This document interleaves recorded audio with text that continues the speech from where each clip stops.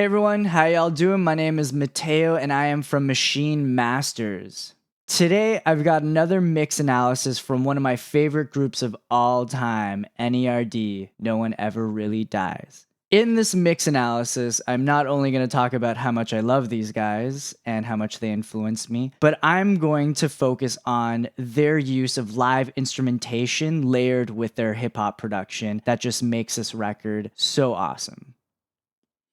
The focus of today's mix analysis is the song Run to the Sun. And the reason why I picked this song is because I just picked up the reissue of the record In Search Of on vinyl. And on the vinyl, they included both the original version from the first version of this record and the second version of this track. And for those of you that don't know, the record In Search Of, N.E.R.D's first record, was originally released without the band Spy Mob playing on it. So originally it was just Pharrell and Chad playing everything on the record, mostly with like synthesis and samples and drum machines and stuff like that. And they did play a little bit, some live instrumentation on it. But the second release of this album actually had Spy Mob playing the entire record live. Now, this influenced the sound of the record and changed the overall sound of the record dramatically. And I'm going to play you both versions just so you can get a sense of the sound. So first I'm going to play the original version of Run to the Sun.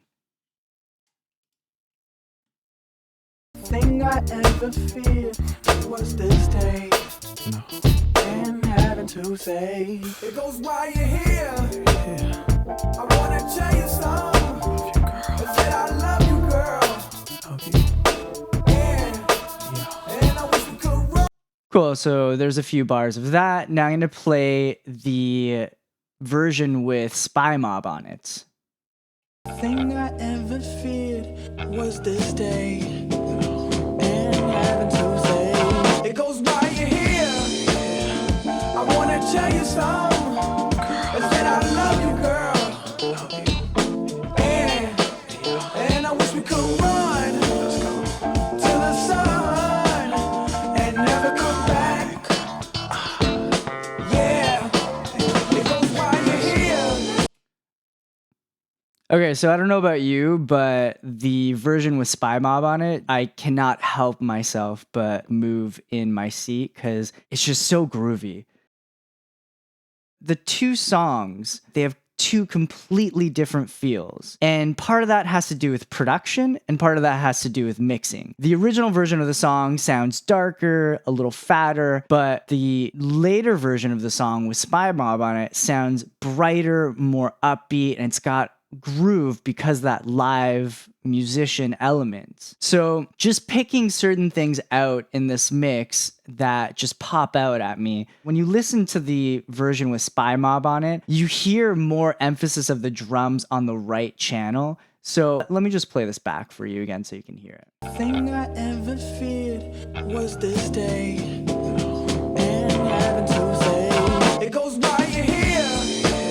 I wanna tell you something. So the drums are in stereo, but it seems like the balance of the drums is a little more on the right than centered or on the left. And this is kind of cool because it's giving you a little bit of difference in information from the left to the right side of the audio. And I'm going to focus on this over here. Let's just solo the right channel. Most notably the snare. It just pops out on the right side. So I'm going to solo the right side and jump ahead just a little bit. Was this day and having to say, it goes while you're here. I wanna tell you something. So that was the right side of the channel. Now if you listen to the left side of the channel, there's much less of that snare in there. Was this day and having to say, it goes while you're here. I wanna tell you something. Now on the left side, you hear more of the cymbals, you hear definitely the drum roll. That drum roll is really nice in there going from side to side.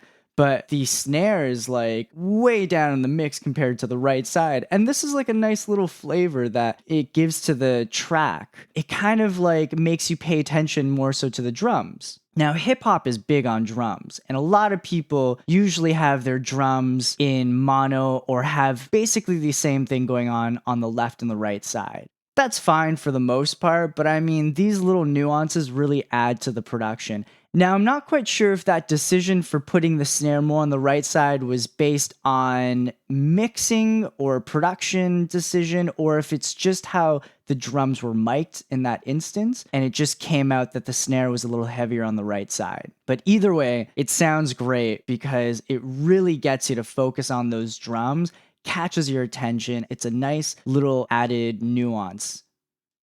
Now, another thing that I noticed in this track, it's not that bassy. And part of that has to do with the fact that there's a lot going on in the mix. Now, if we listen to the original, where they're using drum machines and synths, there's definitely a lot more bass, but the track itself is not as busy. So let's listen to the original, and I'm going to solo the bass area in this mix.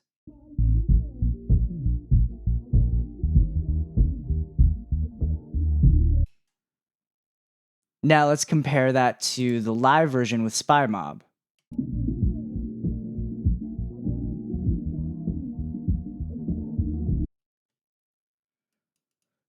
So the bass is in there in the live version, but nowhere near as prominent in the original version. And if I just remove this filter over here so we can hear the full song, let's listen to the original again and just pay attention to the bass. While you're here, I wanna tell you something. I said I love you, girl.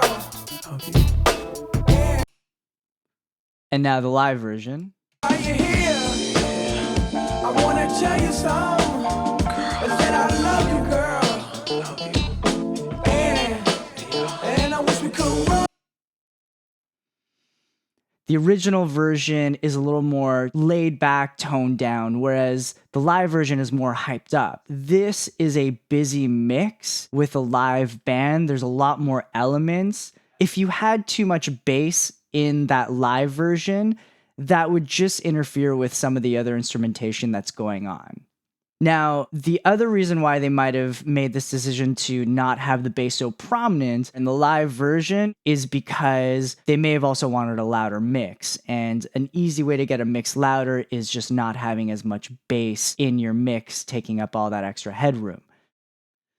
Now, another thing that I want to focus on here is the bass parts. I mean, the bass part in the live version, it's a real bass and it's just funky and it's got this groove to it that for a lot of producers, if you're not a musician yourself, you may not think of adding in these little nuances that just make the track bump more. So if we listen to the bass in the original track, I'm going to play it over here. While you're here, I wanna tell you something. I said I love you, girl. Love you.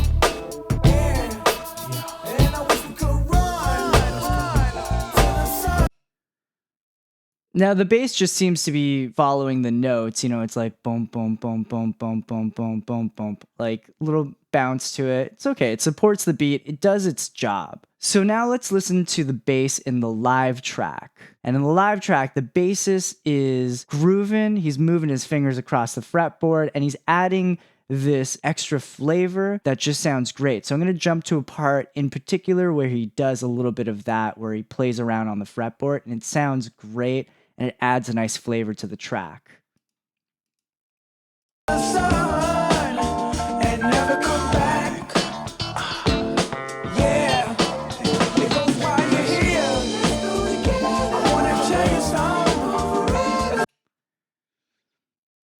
So you can hear there's like that bit in between there where he just goes off on a little riff and it sounds wicked. And before that, he was mostly following the root notes and then after that went back to it. But those subtle nuances just add to the song.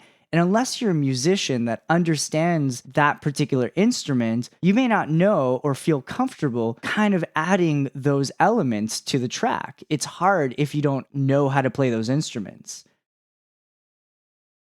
Essentially, at the end of the day, what we're all trying to produce is music that connects with people and hopefully makes them want to groove to it. A lot of us try to capture this energy in our music that feels organic, either by humanizing our MIDI notes, buying the best sample packs, or running our beats through analog gear. But sometimes it just comes down to throwing up some mics, get some live musicians, and make a hip hop beat live off the floor. I know it's easier said than done, but it doesn't take a whole lot. It can be as straightforward as getting a friend to plug in their bass into your interface and slap on an awesome riff on your beat. Or if you have access to a studio space, mic up a drum kit and get a drummer to layer your 808 beat. You'd be amazed how easily the presence of a real instrument can take your track to the next level. Anyways, I hope you guys take something away from this and hopefully get a little more appreciation for the art and craft that goes into some of these records. Thanks again to all of you that checked out this tutorial. We really appreciate it. I hope you enjoyed it. If you have any questions about what we covered in this tutorial, please feel free to leave it in the comment section below. Also, if you have any suggestions for future tutorials, also leave that in the comment section below. As always, please like and share this video and subscribe to Maschine Masters to keep up with all our latest tutorials. Thank you, everyone. Have a great day.